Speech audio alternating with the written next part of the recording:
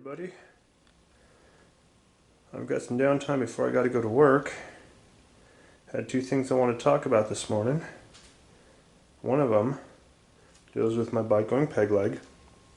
One of my last videos, which I'm still working on posting, having some technical issues, but you saw me pull over and turned out where one of my highway pegs. Bolt came out, we stopped just in time.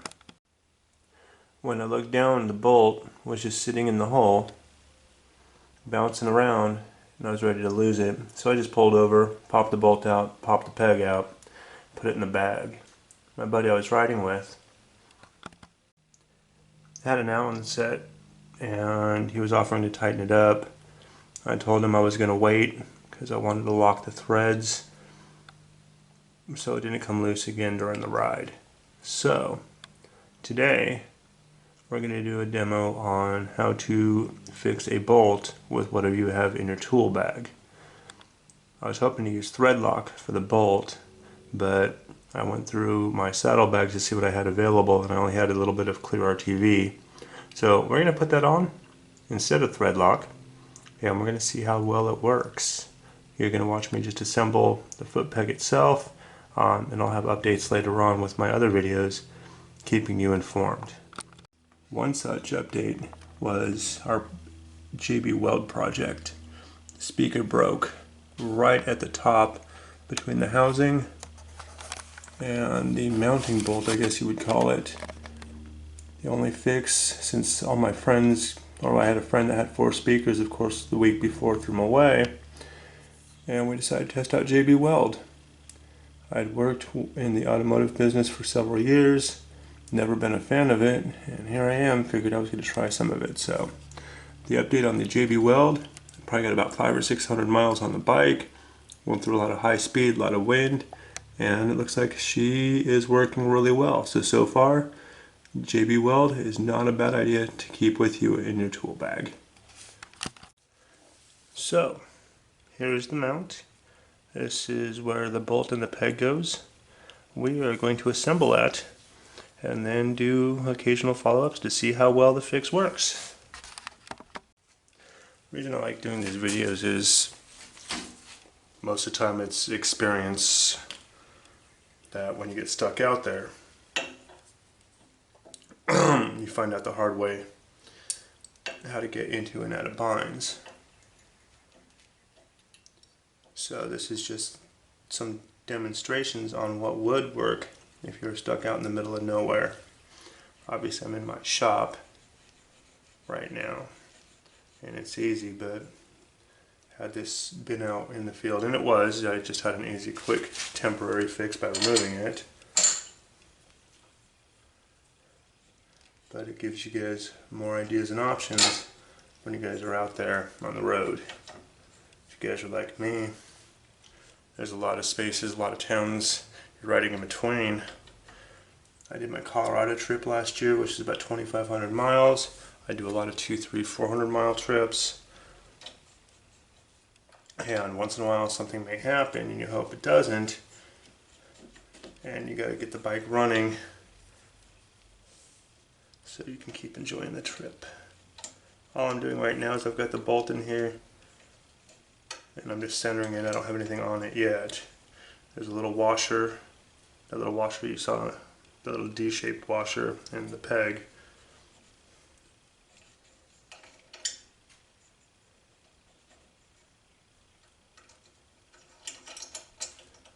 Once it's lined up, I'll put the RTV on the bolt and run it in. I usually have a screwdriver and a couple other tools with me. I'm using the screwdriver to help line up that washer on the inside and get everything centered out.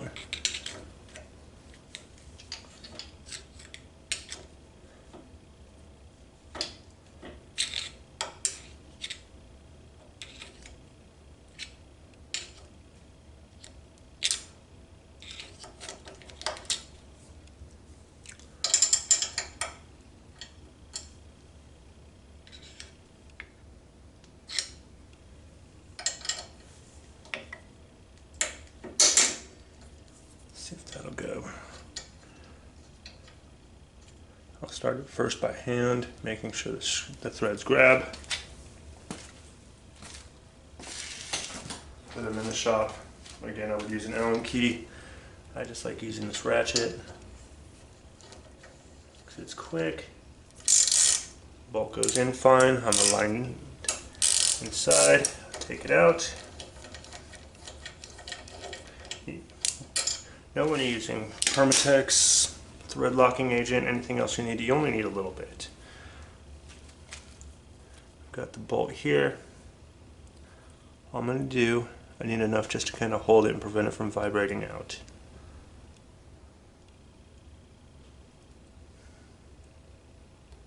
I hate using this camera sometimes.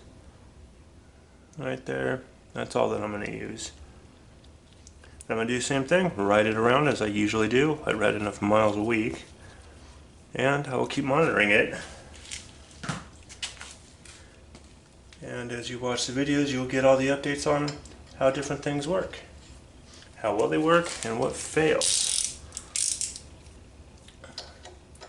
Anywhere you go, online, YouTube, Google, whatever, you find out a lot of people have opinions. This is the right way, the wrong way, all that stuff. There's a million right ways to do it. Professional certified master technician. Get it nice and snug. I'm going to back it off just a little bit.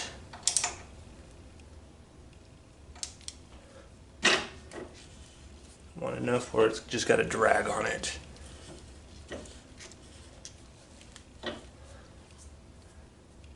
That's adjusted out so I can use the peg again. And we're good to go there. It'll set up. This stuff usually sets up 6 to 8 hours. I'm not going to be moving the peg so I can actually ride the bike immediately.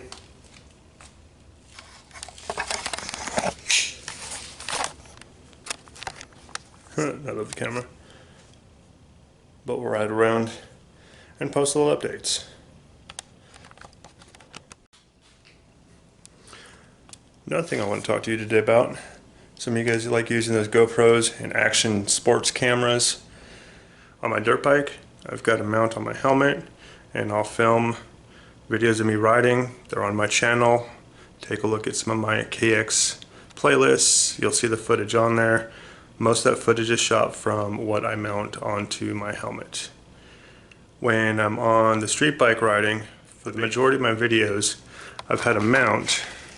I'll show you. I keep it right up on my highway bar. Most of my videos that you see up to this point, you'll see the videos shot from this angle. It's got advantages and disadvantages. One of the complaints I got just from a couple people was where it made it hard to watch videos for a long period of time. So I decided to move it around and play around. When we went out riding this week, we went from Stevens County, Oklahoma, down to Munster, St. Joe, Nakona. I tried a different mounting location. This one was a suction cup with some armature. It's got some movement in there, and I keep it tethered in case it does fall so I don't lose the camera. They'll fall off quick at 80 miles an hour. Haven't had any problems yet. I like this mount because I can twist it a few different ways. I've got a few attachments on there. If I loosen this a bit, I can tilt this part forward and back. This whole thing will twist at the base. And then of course with this loose, I can adjust it up and down. And there's no right or wrong answer. The Munster Shape video, which I'm working on right now, I actually had the mount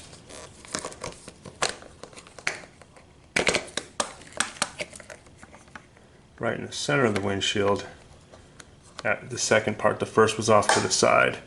I like the center because the camera tends to lay a lot more flat and you get a good overall angle. Disadvantage of shooting through a windshield, any bugs that hit and any kind of glitter through the plexiglass does show up. From a side angle, you can see how it's mounted. The camera's pretty much straight up and down. The other reason I like it up on the windshield is I've got a lot more control of pressing that record button without being distracted while I'm riding. There's been times where I was okay, but it was hard to reach when I was in Dodge I lost count of pressing the button, and I ended up recording exactly what I didn't want to record and lost miles of footage, which I really, really wanted. Another thing I like about this is it comes off really easy. You know Murphy's gonna do that. I'm reaching over the windshield so it's awkward. But you can mount it. And with this design, you can move it anywhere you want. Adjust it however you want, and be good. With this one, it's got the 3 links, so it can adjust all the way back, all the way forward. You also get something like this. This one's really nice because you can change different angles. It goes forward and backward at the bottom, but if I need to do side to side, this one's got a 90-degree in it, so it'll go forward one way, and then this way it'll rotate back and forth. I would say, don't make it too long. When I was recording the follow-up on the JB Weld video, it had a lot of length, there was a lot of vibration in the camera. I also had a lot of vibrations on the shoot when we were riding out to Munster. The good thing about the GoPro, one thing I will speak highly, is it's got a stabilization program or something in there that even though the camera is vibrating and moving, it shoots really still, which is really nice. So you can have a little bit and get away with it. The more attachments you have, the more chances something can get loose and the camera can move. The longer it is, the more that the vibrations will transfer out to the camera. So just keep that in mind. When you have the clips, like these two have, these are really handy. You can pop off the whole assembly. My other setup, I either take the whole suction cup off or I remove the GoPro from the frame. They clip into these little pads. These are nice. If you find a place that you like to stick them, and I said if you like a place that you want to stick them, these 3M pads that come with it are pretty stiff. So take a few moments to really decide on if that mount is what you want to do and where you want to do it. These can go on helmets. Check your local laws. Rumors have it some states don't like them.